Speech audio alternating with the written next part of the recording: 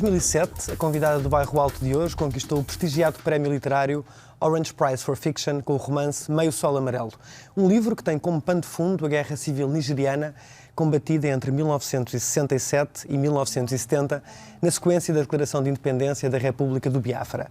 Nascida em 1977, na Nigéria, Chimamanda Ngozi Adichie cresceu praticamente no seio do mundo universitário. O seu pai era professor de matemática e estatística e a sua mãe foi a primeira mulher no seu país a ocupar o cargo de arquivista numa universidade. Em 1996, Chimamanda partiu para os Estados Unidos para estudar. Aí, doutorou-se em Comunicação e Ciência Política, tendo mais tarde concluído mestrados em Escrita Criativa e Estudos Africanos. Em 2003, publicou A Cor do Hibisco, o seu romance de estreia. Seguiu-se o já referido Meio Sol Amarelo e hoje está aqui para nos falar de Americanah, obra editada no início deste ano. Good evening, Chimamanda. Hello.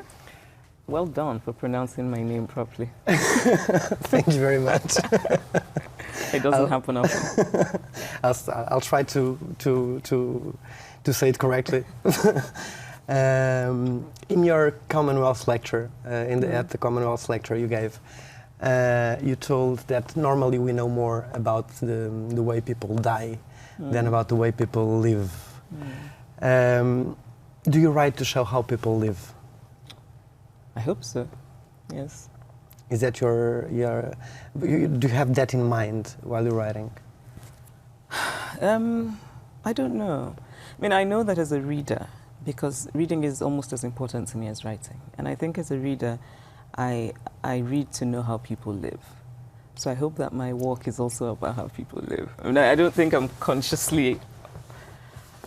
I don't know that I think about that when I'm writing, but it's something that's important to me, I think. At least as a reader. Yeah, but I think also as a writer. I mean, I think, and I say that knowing that it's important to know that people are dying. Of course, it's important to read the news, but I'm very interested in people's stories. I think it's just as important. I want to know how people love and. Probably that relates with one thing you wrote in The Guardian. You wrote, "The novels I love, the ones I remember, the ones I reread, have an empathetic human quality or emotional truth." It has to do with this, right? Yes. Or how can you define this emotional truth? I don't know how. I can tell you when I see it, but I don't know how to define it. It's I don't know. It's just you sense it when you read a book that has that. It's a kind of an awareness of humanity as something that human beings were all very flawed, but also there's something very beautiful about being human. You know? Yeah.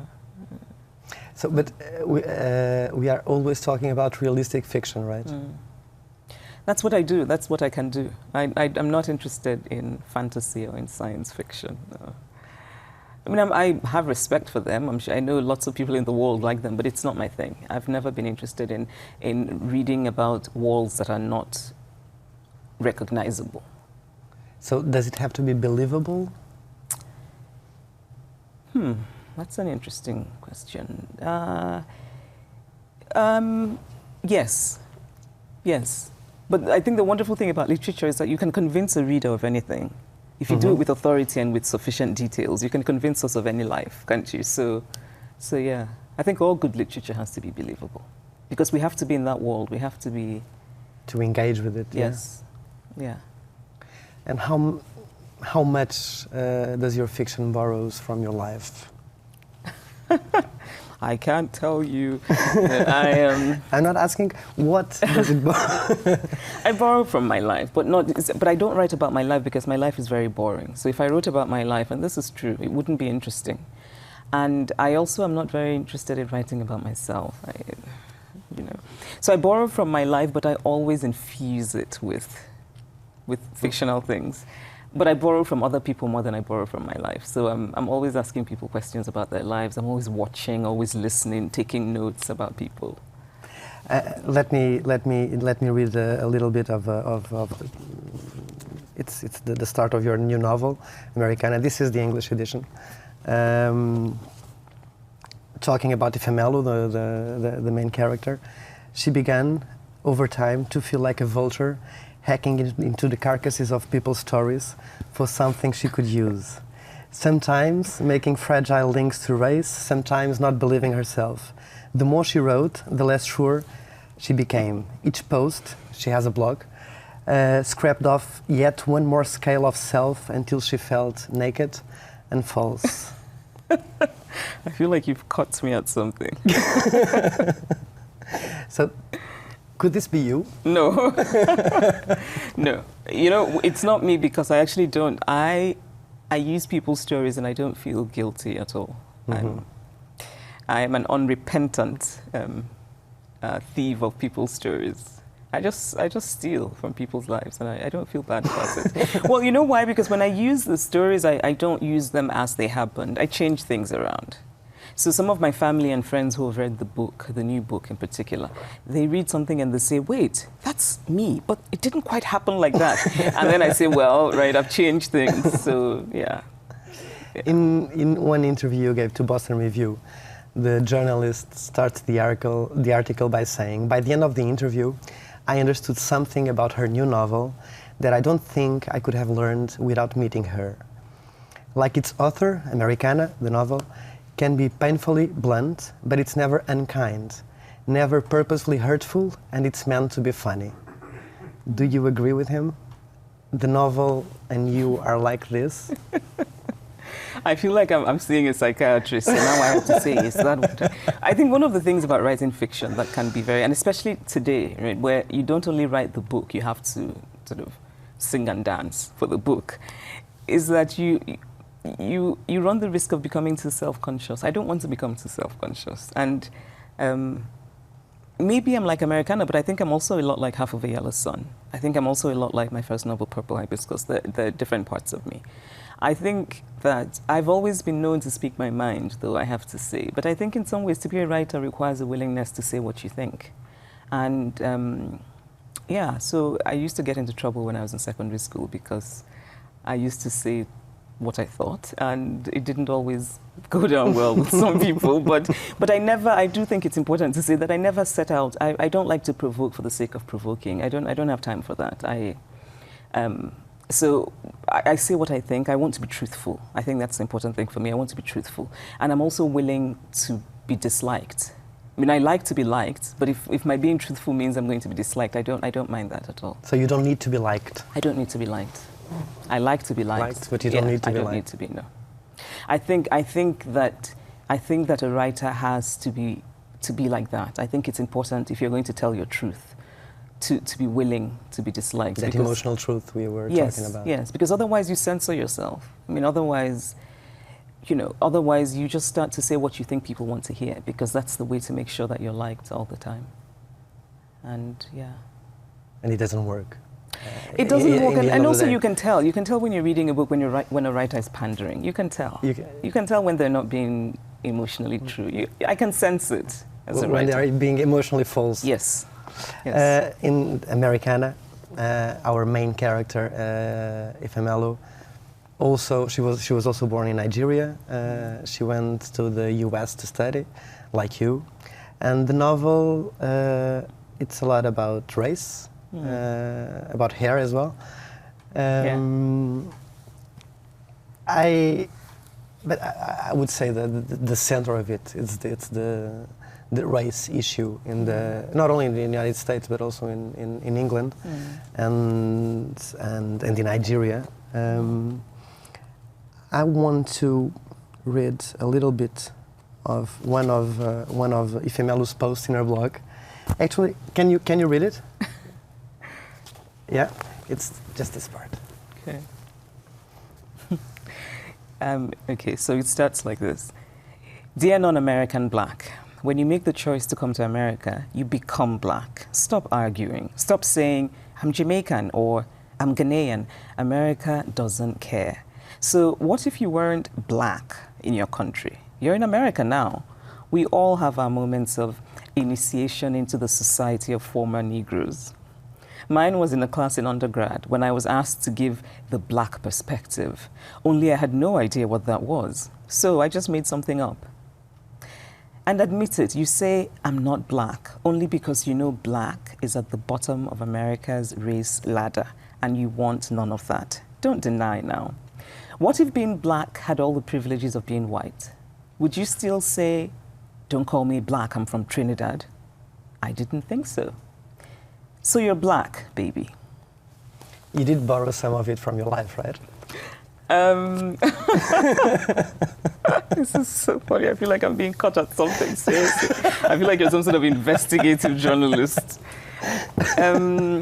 Yes, I mean, that part, yeah. Because I did become black in America. And because when I first went to the US, I used to say, I'm not black, I'm Nigerian. Because I knew that to be black was not a good thing in America. And also, when I was in Nigeria, I hadn't thought about myself as black because I didn't need to. I thought in Nigeria, I didn't associate race with power because the most powerful people were black, the least powerful people were black. Everybody was black, right? So instead, we thought about ethnicity. So I knew somebody was Igbo, Yoruba, Hausa, that kind of thing. But then in the US, suddenly, I remember being in a class and a professor came in and he said, this is the best essay, and who is Adichie? And I raised my hand and he looked shocked. It was the first essay we'd written for that class. And I could tell he was surprised because a black person wasn't supposed to write the best essay in class. And for me, that was very eye-opening. I realized, oh, so this is really ridiculous. So now I'm in this group of people who are supposed to be unintelligent just by the way they look. And yeah, so I think that was maybe my own initiation into into what I like to call the society of former Negroes. But I think I should also say that I started off pushing against it. Many immigrants do. When you go to America, you want to succeed. You don't want to be lumped in with. You don't want to be black. Yeah, you don't want to be lumped in with an underclass that is subjugated and that has so many negative stereotypes attached to it. Right? So. But I started to read and to ask questions and to learn, and now I'm very happily black. But it's still a different kind of black because I'm an African, I'm not an African American. And I think that there are differences in, cultural differences in how we experience race, that kind of thing. There's another story as well when you first got to America about the guy that called you sister. Oh yeah, an African American man I was in Brooklyn and he said something and he said, your sister. And I remember thinking, no, I am not your sister. Do not call me sister. And again, it was my way of that immigrant need to distance oneself from something that you think is going to pull you down. Mm-hmm. And so I was like, no, I'm not your sister. I know who my brothers are. You're not one of them. And when I think about it now, there's a part of me that wants to go back and find him and tell him, I'm hey, a brother. sister. But it's I think many immigrants go through this sort of thing. People don't like to talk about it. People don't talk about it very much. But I think it's very. I think my story is familiar. I don't think I'm unique at all. At all. One of your characters in Half of Yellow Sun, Miss Adebayo, I don't know if it's the way to say it. It is. She says, of course, we are all alike. We all have white oppression in common. So, I mean, oppression makes brotherhood? No. Actually, in Americanah, Ifemelu says there is no united league of the oppressed. Because that's the nature, the interesting thing about oppression is that the oppressed often don't band together. What's interesting is that the oppressed start to oppress one another. I have a very wealthy uncle in Nigeria, and he has a lot of domestic staff, and he's quite horrible to them. And I remember thinking that my uncle, who's the master, is horrible to his driver, horrible to his cook, horrible to his gardener, right? But then his driver is horrible to his cook, and his cook is horrible to his gardener. And I remember thinking, if only you knew to band together and be horrible to the master, right? I think the world works like that in many ways. So, no, I don't think that. I mean, in some ways, the similarities and people can have these connections, but I don't necessarily think that oppression creates a kind of brotherhood, or sisterhood. Or sisterhood, yeah. At the beginning of the book, Ifemelu remembers being told that race is totally overhyped these days. Black people need to get over themselves. It's all about class now, the haves and the have-nots. Would you agree with the guy that said this to her? No. Not at all? No. I mean, I think it's still a lot about race. Yeah, but I think it's also interesting. It's like comparing an apple and a bicycle. You know, it's like saying, let's not talk about apples, let's talk about bicycles. But my thing is, let's talk about both apples and bicycles. But I also think that when people say that, when people focus on class, it's actually less about talking about class. I think it's more about just closing the debate about race, because race makes people uncomfortable. Class is easier to talk about. Class is more overt. Class is easier to get angry about. Class is more obvious. You know, class is easier. And race isn't. I think race still matters very much in America. I think that, you know, it's interesting that when Barack Obama won the first term, even the second term, and people were so happy and crying, and I remember thinking, have we stopped to ask ourselves why we're crying? I think the massive emotional response in itself was an acknowledgement of how deeply race-based America is. Because otherwise, why would it be so remarkable? You know? You have that in the book as well, the way the way that two people bound because of their love for Obama. Yeah. Did it change something? I don't know. I was very happy. I wasn't in the US at the time, actually, so I was following it from Nigeria. I was very happy. I think that, yes, I think it did change something. But also, I don't think Obama is Jesus Christ. I don't think Obama is going to change water into wine. I think a lot of people somehow expect him to. And so because he hasn't waved a magic wand and fixed everything in the world, people are saying, well, look, you haven't changed the water into wine. And I'm thinking, you know, the poor guy is doing his best. He inherited a terrible, terrible system already in place. And he is working with a terrible, very hostile Congress. But anyway, did it change something? I think so. I think there was a sense of people not being cynical, people being happy to be idealistic, people, you know, and I think there's something powerful about that. And I think it means something. I think it means that hopefully the next elections, people will be looking for, I don't know, something idealistic. Maybe Hillary. Yes, I love Hillary Clinton. I hope she runs. I would be very happy if she won. I think she's brilliant. You were saying that class is easier to talk about than race. One of your characters in Americanah, Kimberly, she never says black people. She says, he's black or she's black. She says, he's beautiful, she's beautiful. But she means black. Yeah. And class is easier than race. You have this character that behaves like this. This shows a kind of white burden in America. White burden. I don't know. Look, I think also that I want to say that Kimberly is a character I love. And Kimberly is a character Ifemelu loves, right? And Kimberly is a character who means well. And I think that's one of the problems of, it's not about terrible racists in Mississippi in 1965, right? It's people who mean well, but who are so uncomfortable. And I think many white Americans, particularly white Americans on the left, because many white Americans on the right don't care. So, you know, they couldn't be bothered. But many white Americans on the left who want to be sensitive about racial things are so uncomfortable that they just can't talk about race. And also they're not very good at listening when the conversation is about race. Actually, there's a post about it.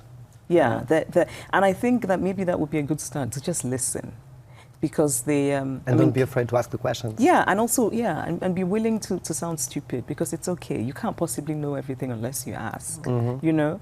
And I think that the way American society has been structured, I mean, historically, because of segregation, and the way that people, you know, when you think about it, that in 1960 there were people who couldn't vote because they were black. When you think about in 1960 they were turning dogs on people because they wanted to go to school. If you really, I mean, just thinking about that, it's not that long ago. So it's not that surprising that you have two societies and people who don't necessarily know very much about one another. So you have to ask questions. And I think that because African Americans are kind of minority, they know a lot more about white Americans than white Americans know about African Americans. Because, you know, white Americans, because they're the majority, because, you know, so you can read magazines, you can read the books, you can watch TV, and you kind of get a sense of what it means to be white in America. But it's not the case for being black in America. And Yeah, I think listening and asking questions. Sounding stupid is fine. Yeah. You do use a lot in the book hair as a political metaphor. Yeah. I'm sorry my hair is covered today. I was having a bad hair day. So hair crisis? Yeah, it wasn't looking as nice as I wanted it to look, so I thought I would cover it. But hair was an issue for you also? Not so much an issue. I mean, but it's quite present in the book. Yes. I would say it's one of the main characters. Yeah, possibly. You know, I feel like, well, before you read this, did you learn anything about natural black hair from reading it? Yeah, of course. There you go. I'm happy to hear that. Because I think people write books about baseball. So I thought, hey, one should write a book about natural hair. And I feel as though, I think the world doesn't know enough about black hair. I think it's important. But really, I mean, it's hair, but it's also for me something bigger than hair. It's, yeah, you're right. For me, it was also a metaphor for talking about not just race, but stereotypes. Yeah. What we consider beautiful in the world. I think the world is so globalized. We're all looking at the same images of what's beautiful, and wherever we are in the world, I don't just mean in the US. In Nigeria, it's the same thing. So on TV, magazines, newspapers, what is considered beautiful? It's a woman whose hair is a certain way. It falls down. And also the idea that a woman's hair has to be longer than a man's, right? If not long, but at least longer than a man's. Those ideas, we internalize them. And then when you're a black person and you're born, your hair doesn't grow like that. Your hair grows up. And so what you then spend your time doing is trying to figure out how to get it to approximate that idea of what's beautiful, which means that we start to put relaxers in our hair, we start to put weaves. And it burns. It can burn if it's not done properly, yes. But when I was growing up, I did not mind the burning. I was like, I will take the pain, just give me the straight hair. And so, but I got to the US and I started thinking about these things. Because if you're in a place, sometimes you don't think. This is what everybody does. In Nigeria? Yeah. And if you have natural hair, people say, oh, it looks rough, or it's not very professional. You have to do something about it. Do something about it. People still, I still have relatives who tell me that now. Because now my hair is natural and I will never put chemicals in it again, ever. No. The title of the book, Americanah, it's kind of a mockery about the people from Nigeria that go to America to study, and then come back with all these affectations of, in America like this, in America like that. Yeah. They start speaking differently. Yeah. Are you an Americanah somehow, or no? No. I don't think I am. I try very hard not to be an Americanah. Well, first of all, I don't have the accent, because I choose not to have the accent. Like a Femelo? Yeah. Actually, I had a few years of doing the accent perfectly. Can I have some water, please? And then I suddenly thought, no. And also talking with exclamation marks? Yeah. Oh my God, that is so interesting. I do think that living in the US changed me a little but it had to though. And I think it made me see things about Nigeria that I probably wouldn't have seen if I hadn't left home. So in a way, I'm happy that I left home because it made me grow up. And it made me, so when I go back to Nigeria, I look at Nigeria with new eyes. I see things I hadn't noticed before, and little things, but still. Both good things and bad things? Yes. Yeah. Often bad, but. So right now, I think you're living half of the year in Nigeria, and the other half in the US. Yeah. Which one gives you more balance? I mean, which of the foot? Nigeria. Yeah. It's where my heart is. It's my home. I like America very much, and I feel comfortable in America. But Nigeria is where I am happiest. Nigeria is where I feel. It's where I don't question myself. It's mine. It's also where I complain the most, right? So I think that's always a sign. Home is where are you so emotionally invested that you're complaining all the time? And for me, it's Nigeria. I spend all my time complaining about everything. And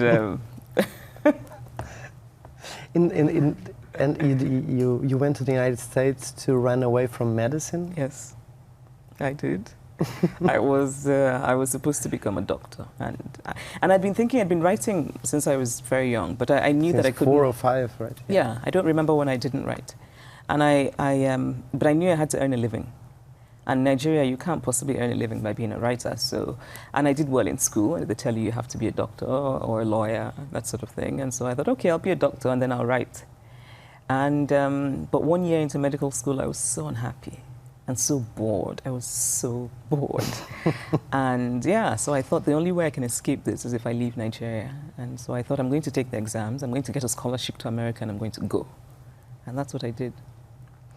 And obviously you don't regret that, no, having done that. I think it's one of the best decisions I've made. And trust me, I haven't made very good decisions in my life. This is one good one that I've made. You said you started reading and writing at a very early age, probably around 4.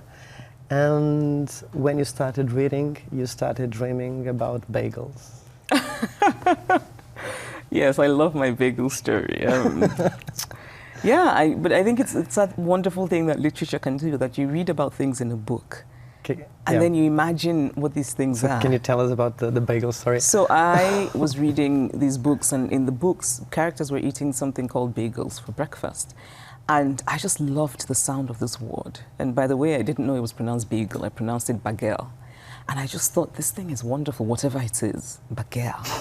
And people would have bagels for breakfast, and I wanted to have a bagel. And then I remember my family, we went to the US for vacation, and I was in grade 3, so I was about maybe 10, I think. And I will never forget saying to my mother at the airport in New York, I said, we have to buy a bagel. I was like, no, we have to. And my mother said, okay. So we went and we found this place. And then when they brought the bagel, I looked at it and I thought, surely this can't be, because it looked like a dense donut. And I thought, no. And then I tasted it and it was even, I just thought, what the? So I was so disappointed and so upset. And I felt almost as though I had been cheated, you know? Yeah. But it does show the power of books. Oh God, they're so powerful. And every time I tell the story to a friend or an acquaintance, people have their own stories about what books. So I have friends who read books and they read about something and they imagined what it would be, and then finally when you experience it, sometimes it matches the imagination, most times it doesn't. But books can be very powerful. Yeah. That's a little story that works as an example. But since they are so powerful, can books be extremely dangerous as well? Yes. Yeah, I think they can. I think you can disseminate terrible ideas through books, but I'm not a believer in this whole. I don't believe that books should ever be banned. My thing is, if somebody writes a book that is dangerous, the response is to write another book that challenges the dangerous ideas in the book. Because I think that, yes, books can be dangerous, but the answer is not to limit or to stifle or to ban them. Yeah. Talking about books in Americanah, one of the characters forcing her child to make choices. I mean, you want the red one or the blue one or the green one, and you write to overwhelm a child of 4 with choices. To lay on her the burden of making a decision was to deprive her of the bliss of childhood. Adulthood, after all, already loomed, where she would have to make grimmer and grimmer decisions. Is this one of the things you most miss about, you miss the most about childhood, not having to make choices? Yes. That's very clever. That's also actually me. That's what I think. Yeah, I think that.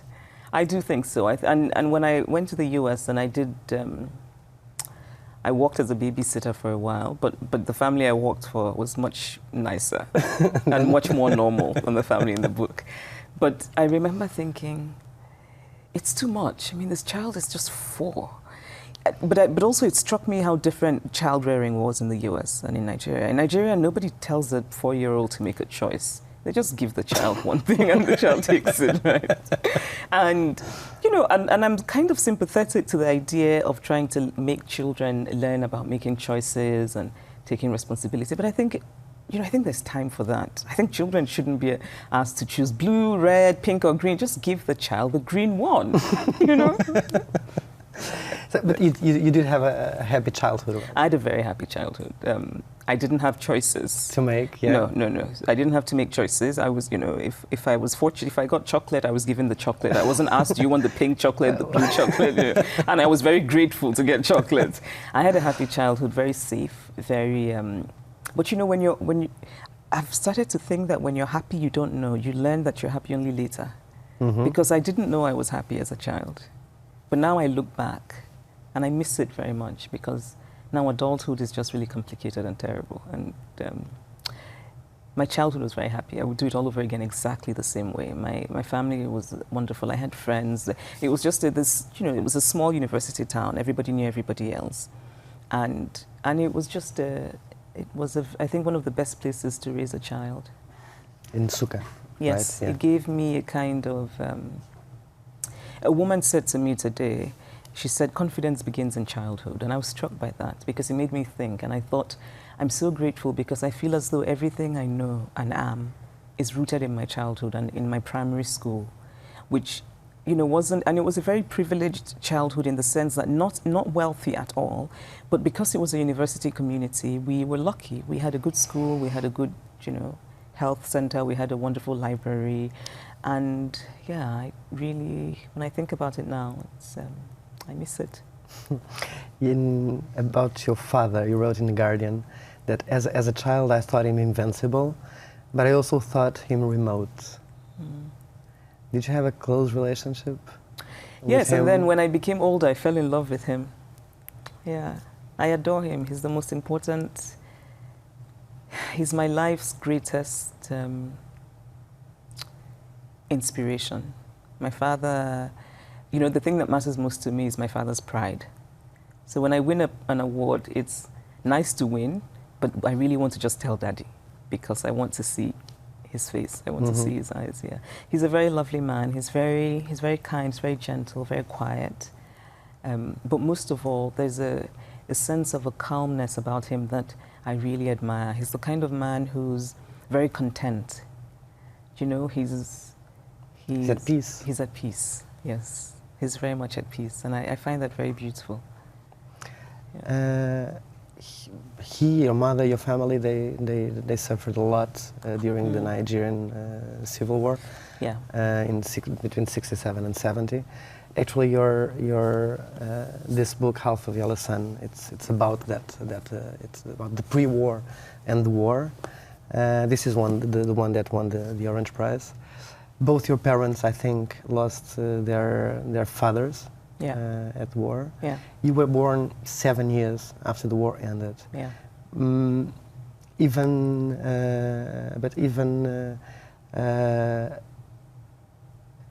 war did define you, right? Even though you were born 7 years later. Yeah, I mean, I don't know about define, but I grew up. I grew up knowing that this thing had happened. And I think that's true for many other children who are growing up in Igbo families. You grow up knowing that this thing had happened to your family, but you don't really know what happened. And people, they refer to the war, but nobody really tells you, all right, here's what happened exactly. And I really don't remember when I became so obsessed with that period in our history. But by the time I was 15, I was reading these fat books about the Nigerian Civil War, and I wrote a play when I was 16, and I think I wanted to make sense of it for myself because I was very much aware of how much it had affected us as a family. My father adores his father, and I feel very bad that I never met this grandfather because he appears to have been a really lovely man. He died in a refugee camp, right? He died in a refugee camp, which in itself was heartbreaking for my father because my grandfather was a titled man, which in Igbo land means that he had he had the highest title that a man could have, which meant that when he died, he had to be buried in a particular way with particular rituals. But then he died in a refugee camp. There was a war. He was just buried in a mass grave. And it broke my father's heart. And my father talks a lot about his father. So when I was growing up, I heard so much about this grandfather, so much. And there's something, a sense of loss where you're mourning somebody you never knew, you know? My father still talks about his father all the time. All the time. And we've heard these stories so many times. We know them, but he tells them anyway. And actually, you were saying about the burial of your grandfathers. There's quite a moving story about your father, about what he did 1 year after. Yeah. So my grandfather had died in a refugee camp. My father, Biafra, they're in Biafra, and Biafra had been divided by an occupied road. So my father got news that his father had died days after his father died, but he still couldn't go. And it was terrible for him because he's the first son, you know, in Igbo culture, it's such an important thing, and he couldn't go and bury his father. And he couldn't go until after the war ended. And it was it was almost a year later. And he says that when the war ended, the first thing he wanted to do was to go find where his father was buried. And so he goes to the refugee camp, and he gets there, and it used to be, many of the refugee camps used to be schools, but they were turned into refugee camps. And he said he got there, and he asked the man there, where, you know, I'm here to see my father's grave, here's my name, my father here, he died here in 1969. And the man kind of waves and says, yeah, they were buried there. And it was just this mass open place where many bodies had been buried. And my father says that he bent down, took a handful of sand, and he says he's kept the sand ever since. And when he told me this story, I cried. And my father isn't a very dramatic man. And I just had never imagined that he would do something like that, you know? But also for me, it was very moving because it made me see my father in a way I hadn't thought of, in a way. And also just there's something so sad about not only have you lost somebody, but you can't even mourn properly for them. Because you know. Yeah. The major loss with the war was innocence? I think so, yeah. My father's generation, and then the people who came after. I think there was a sense of, right after independence, I think Nigerians had this kind of, we're going to conquer the world, we have kicked the British out, we're now going to... And then the war happened, just 7 years after independence. I think I think my father's generation, I call them the generation of the bewildered. They just still seem very confused, as though they're thinking, how did Nigeria get here? You know, how did we get here? So yeah, I think it robbed an entire generation of its innocence. You had to write this book to let go. I don't know if I've let go. I think that history follows me. I'm still, I had to write it to try and, I don't know, engage with it. I don't think I'll ever let go. I think it's a part of me. And what's very moving for me is that people who've read this book tell their own stories of Biafra. And I'm still fascinated by all the stories that haven't been told, all the stories that I hear. You know, I'm still very, I'm not letting go. Richard, one of your characters in the book, tells what mattered was the massacres. The massacres made fervent by Biafrans of former Nigerians. How is it nowadays? I mean, is it still an issue? Not really. I mean, Nigerians, I think there are many people in Nigeria who still talk about, oh, Nigeria has to be divided, we can't live together. But it's not the same thing. And I don't think Nigeria is going to break apart. I think we're too intertwined and interconnected with one another now. So, but people who survived the war, there's still a lot of bitterness, still a lot of sadness. Still many things unresolved. We don't have a national memorial for the war. People still don't really talk about it that much. People, the men, and there were men, who were active on both sides, many of them are still alive. And we still don't really teach the Civil War in school.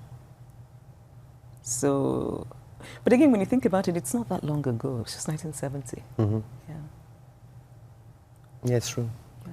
Yeah. Talking about politics, one of your characters here, Ugu, actually I would say the main character, says politicians were not like normal people. They were politicians. They paid thugs to beat opponents. They bought land and houses with government money.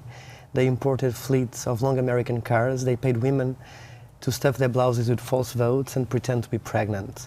Whenever he drained a pot of boiled beans, he thought of the slimy sink as a politician. Have things improved, or Hugo would still think this nowadays? I think some people in Portugal would think that of the Portuguese politicians. I think politics, the way that it functions in what we call our modern world, is strange and problematic, and it involves all kinds of compromises, and in Nigeria it's the same. I think everywhere in the world, really. And you know, I think Hugo is still kind of right. But then on the other hand, I think that, maybe I should say it's slightly better now in Nigeria, because there's an increasing awareness of the idea that politicians owe the people something, right? That they're not doing the people a favor. And so there's a slight sense of accountability now than there was in 1966, for example. But yeah, it's not perfect. It's not going to be perfect anytime soon. And I think, you know, even the Portuguese would agree, because I've been reading a bit about Portuguese politics. I would like you to tell me about this Igbo proverb that says a sculpture always works with a frown. Oh, right. Onye na-akwa nka na-adụ iru.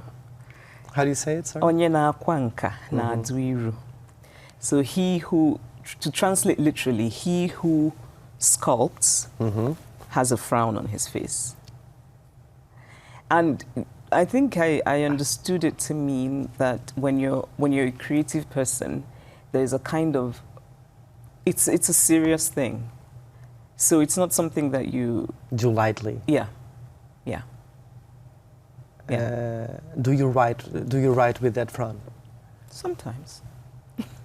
When I was writing, it's funny because I think that the difference between the two books, when I was writing Half of Yellowstone, I did a lot of crying. It was very emotional for me. When I was writing Americanah, I was just laughing stupidly, sitting at my thing and laughing stupidly because I was just I thought I was funny. That's worrying. And then, but in a larger way, I do take writing seriously. I take it very seriously, and it matters to me. I take it very seriously. I make out time for it. It's really the one thing that deeply matters to me in my life. So it's something I take very seriously. I'm willing to give up a lot to be able to write. So do you sometimes think about Rimbaud's words, like Richard does in the book, I is someone else, when you're writing? I don't think about it, but that sentiment is something I kind of, I understand. There are times when one feels disconnected from where, and there's also the saying from Proust, which is that the person who writes is different from the person who lives in the world, something like that. And there are times when I feel that way, because there's something about writing, and when it's going well, because it doesn't happen all the time, where you feel almost transported. It's a very different and strange thing. And there are also times when after I've written a book and somebody asks me, well, why did you do so and so? And really, I don't know. I really don't know. Kind of a mystical moment, or? I don't want to make it sound too precious. It's not as though I'm some sort of monk who's, but there's something big about it, if that makes sense. There's a kind of beauty about it that is difficult to, explain, difficult to intellectualize, difficult to sort of turn into the answer to a question. It's a feeling. It's an emotion. Do you get depressed when when writing is not going the way you want it to? I do. You don't want to know the details about that. But I can. Richard thinks about Rimbaud's words but he also thinks about Molière's when he says, "Unbroken happiness is a bore; it should have ups and downs." Do you agree, or would you stick only with the ups? I think if we didn't have the downs, we wouldn't fully appreciate the ups. So I would take both. It's somehow we were talking about that a while ago, about childhood. You didn't realize back then that... That I was happy, yeah. And also I think, yeah, I didn't. Because I suppose maybe it's also the nature of childhood. That I think you can know when you're unhappy as a child. But when you're happy, I don't think you just, you know, you're... and then later you look back... You don't have to make choices. No. And also just you feel safe. I felt very safe, very loved, surrounded by love. I was encouraged and I was allowed to grow. And, you know, when I think about it now, I'm so grateful. I'm so, so grateful to my parents, my family, yeah, I like the idea of happiness, but I don't entirely trust it. Chimamanda, I'm also very grateful for having you here. We have no more time to keep talking. Yeah, it is. Thank you very much. Thank you. See you one next time. Yes. E nós também, aqui até à próxima semana para mais uma noitada de conversa. Até lá.